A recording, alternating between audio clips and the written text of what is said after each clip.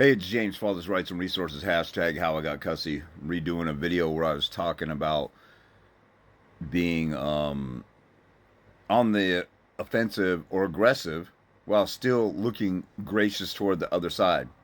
The video that I tried to do, I guess the sound sucked. I wasn't paying attention to the sound, or I posted it without reviewing it. So, anyway, the short of it is you could walk into court and say, hey, look, this person is an alienator, withholding the child, spent 2 months, 2 weeks, 2 years withholding the child from me, which is a form of child abuse.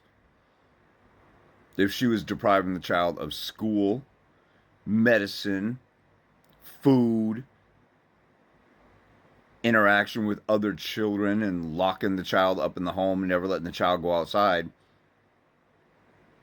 everybody would be up in arms and CPS would be involved, or she would be found to be an unfit mother, not allowing the child to have relationships with teachers, friends, going to school, and all this other stuff. She deprived the child of the most important relationship that there is. There's no other relationship more important.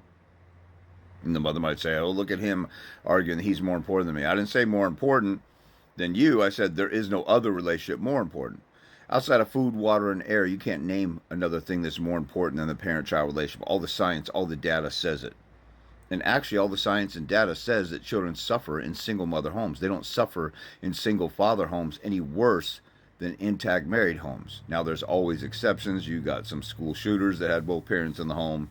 You have some crazy exceptions. But the numbers go up 10, 20, 100 times of kids gang banging, ended up in jail, on drugs, dropping out of school, suicide, unemployed, homeless, things like that. Goes up exponentially. Abuse. I saw one guy say that when there's a step parent in the home, kids are 400 times more likely to be abused. Who usually brings us? Where are kids usually in the home where there's a step parent? With the mother, 90% of the time. So, single mothers cannot lead and protect a family. They could be there to help a man lead and protect a family, and it's been proven by broken families that single custodial fathers have the same rates of problems with kids as intact married families. Single mothers have 100 times way worse count. And look at the single mother experiment for the past 60 years in society. It's utterly failed.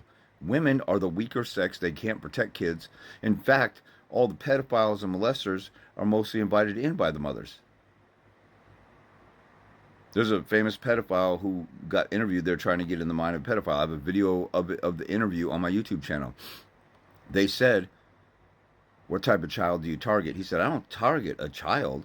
I look to see if there's a strong male threat and I stay away. I look to see if the family's intact, if they go to church or they have activities or things like that, I stay away. It's when a mother's right after a divorce or a single mother and there's no man around, I go in, I groom the mother, then I groom the child. Women are easily bamboozled. Not all women. I know some protective single moms, but for the most part, it's single moms that are targeted. Man, moms commit just as much domestic violence, more child abuse, just as much or more murder of children. And then again, they invite men are naturally protectors. Even knuckleheaded men will protect their kids because they're their kids, and men are territorial and protective of their stuff. A non-biological dude who comes in to the home and there's a 16-year-old daughter walking around, walking out of the shower with just a towel on and stuff like that. He's drooling over her, or he's violent with a son who acts up. He doesn't care. He doesn't have any biological tie to that kid. And usually it's a knucklehead, the second, third guy around, because the mother stole the kids from the father, is a prostitute because she wants child support and alimony for doing it. Anyway, let me get back to the arguments of being...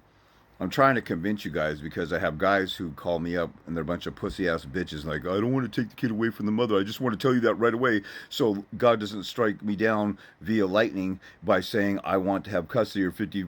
I don't want 50, more than 50% because I don't want to hurt anybody's feelings. Pussy-ass bitch.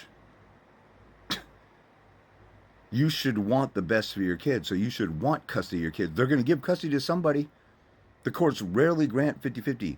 When you go to court and you're fighting and you're throwing allegations back and forth, you better go get custody.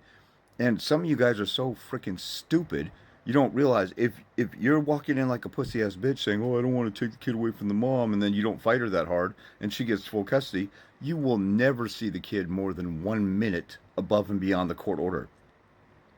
If you have full custody, you can let her see the kid whenever she wants, above and beyond the order, you retard. How are you that stupid when you don't realize that? Because you have a slave mentality. You have a pussy ass bitch mentality where you are bowing down to, oh, I don't dare say I want custody. Why not? The safest place for a child is with the father. Why would you not want the child with you? Dumbass. Our gender's so freaking retarded and such a bunch of punk. When you mix stupidity with laziness and cowardice, you got a concoction for the society we have now. We either have knuckleheaded boys, we have a bunch of soft little fruity feminine boys because mothers turn their little sons into their boyfriend that they can control because they couldn't control the other guy. And it's the curse of Eve for women to want to control men. So I'm trying to convince you guys of what a child abuser the mother is if she doesn't want to at least share 50-50 with you. She doesn't care about the kids. They're a tool or a welfare ticket to get something. And you should despise that. And you can go into court and say, this woman is so crazy. She's thinking the child doesn't need a father. All of the science out there, all the statistics, every psychologist, pastor, religious leader, politician, expert, all the modern science and data says children automatically suffer without a father in the home full time. And this lady is saying my daughter or my son should not have a father at all. No reasonable parent would think like that. And you guys got to have no reasonable parent in your back pocket. I talk about that in other videos. Maybe I'll do a separate video on TikTok, but I've already talked about it on YouTube. No reasonable parent would ever think like that. If no reasonable parent would think like that, there must be something mentally wrong with them.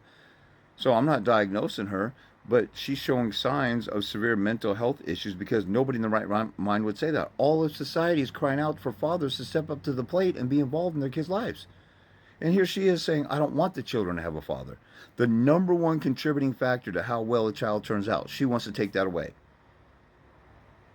If our kid had type 2 diabetes and she's saying, well, we don't want to give the kid insulin or we don't want to change the kid's diet. We want to feed the kid sugar. She would be an unfit, abusive parent.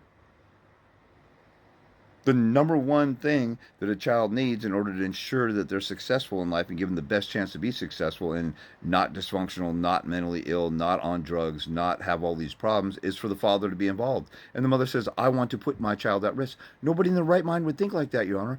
So because of that, the best place for the child is in my home. So this is an argument I would make while being aggressive and gracious at the same time by saying these things.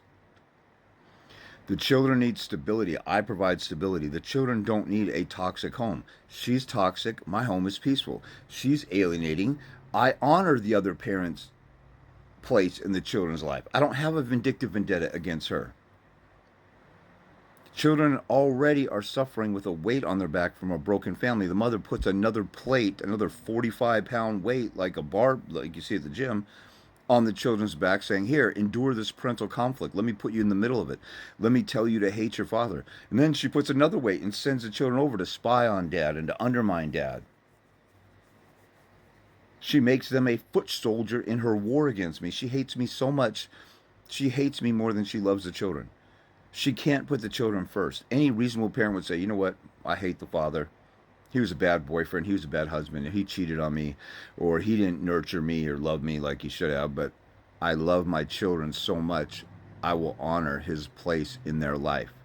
I'm not going to take the father away from the kids. I love them too much to let my personal feelings get in the way. She has such a vindictive vendetta against me. She weaponizes the children and uses them against me.